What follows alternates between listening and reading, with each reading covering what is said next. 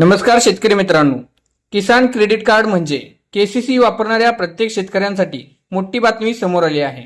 आरबीआयने KCC संदर्भात नवीन निर्णय जाहीर केले आहेत।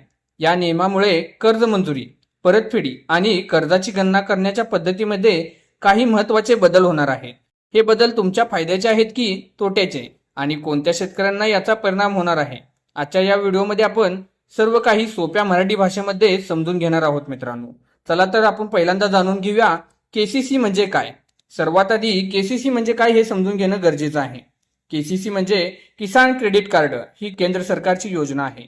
या योजनेचा उद्देश शेतकऱ्यांना पीक लागवड, बियाणे, खत आणि औषधे तसेच त्याचबरोबर सिंचन आणि इतर शेतीच्या गरजांसाठी वेळेवर बँकेकडून कर्ज उपलब्ध करून देणे हा याचा उद्देश आहे। यामध्ये पशुपालन, दुग्ध व्यवसाय आणि मत्स्य व्यवसाय करणारे लाभार्थी सुद्धा समाविष्ट होऊ शकतात। तर मित्रांनो, आता आरबीआयने नवीन काय नियम बदल केले आहेत जाणून घेऊया। आरबीआय मध्ये केसीसी साठी सुधारित नियम जाहीर केले आहेत। यामागचा उद्देश असा आहे की सर्व बँकांमध्ये एक समान प्रक्रिया लागू करणे आणि शेतकऱ्यांना आर्थिक पारदर्शक कर्ज व्यवस्था उपलब्ध करून देणे। तर शेतकरी मित्रांनो, हा एक नवीन नियम जाहीर केला आहे। हा नियम 1 जानेवारी 2027 पासून लागू होणार आहे। तर मित्रांनो, त्यामधील बदलामधील एक पहिला बदल क्रमांक 1, पीक हंगामाची एक समान संख्या। पूर्वी वेगवेगळ्या बँकांमध्ये आणि भागांमध्ये पीक हंगामाची व्याख्या वेगळी असू शकत होती। आता नियम बदलानुसार अल्पकालीन पिकांसाठी 12 महिन्याचा कालावधी तर दीर्घकालीन पिकांसाठी 18 महिन्यांचा कालावधी यामध्ये शेतकऱ्यांना कर्जफेडी करण्यासाठी परतफेडीचे वेळापत्रक अधिक स्पष्ट होऊ शकते। त्यामुळे हा नियम लागू केला आहे। तसेच मित्रांनो, बदल क्रमांक 2, कर्ज मर्यादा कशी ठरते। तर मित्रांनो, शेतकरी मित्रांनो बघा, बँका आता कर्जाची रक्कम त्या जिल्ह्यातील किंवा राज्यातील संबंधित पिकांच्या स्केल ऑफ फायनान्स आणि शेतकऱ्यांच्या लागवडीच्या क्षेत्राच्या आधारे ठरवते।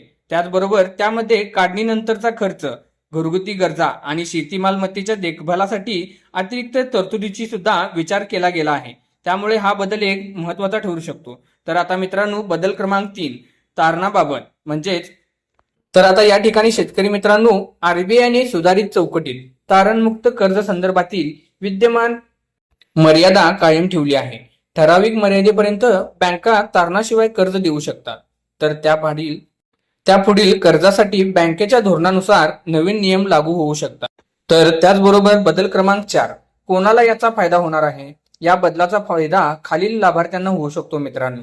तर शेतकरी मित्रांनो, पीक घेणारे शेतकरी, दुग्ध व्यवसाय करणारे शेतकरी, पशुपालन करणारे शेतकरी, त्याचबरोबर मत्स्य व्यवसाय करणारे आणि त्याचबरोबर विविध कृषी व्यवसायासाठी कर्ज प्रक्रिया अधिक सुविस्तीत होण्यासाठी ही अपेक्षा आहे।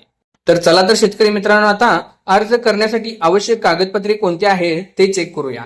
तर मित्रांनो, आधार कार्ड, त्याचबरोबर 7/12 उतारा किंवा जमिनीचा पुरावा, त्याचबरोबर बँक पासबुक, पासपोर्ट साईजचा 2 फोटो, मोबाईल नंबर आणि आवश्यक असल्यास पीक किंवा संबंधित व्यवसायाची माहिती, असं सर्व काही लागणार आहे। तर शेतकरी मित्रांनो, केसीसी ही एक केवळ अर्ज योजना नाही, तर शेतकऱ्यांसाठी वेळेवर भांडवल मिळवण्याची महत्त्वाचे साधन आहे। आरबीआयने जाहीर केलेले नवीन नियम कर्ज प्रक्रिया अधिक पारदर्शक आणि एकसमान करण्याच्या उद्देशाने आणले आहेत। मात्र या सुधारित नियमातील प्रमुख बदल म्हणजे 1 जानेवारी पासून 2027 पासून लागू होणार आहेत। त्यामुळे अफवांवर विश्वास ठेवू नका आणि आपल्या बँकेमधील अधिकृत माहिती वेळेवर जाणून घेत जावा। त्याचबरोबर ही माहिती आपल्याला उपयुक्त वाटली असेल तर व्हिडिओला लाईक करा आणि इतर शेतकरी बांधवांपर्यंत आपला व्हिडिओ नक्की शेअर करा आणि आपल्या चॅनलला सबस्क्राईब आणि लाईक करायला विसरू नका। तर मित्रांनो, मी दररोज शेतकऱ्यांसाठी अशाच महत्त्वाच्या आणि सरकारी योजना आणि कृषी अपडेट्स घेऊन येत असतो। त्यामुळे तुम्ही आपल्या चॅनलला लाईक आणि सबस्क्राईब करायला विसरू नका।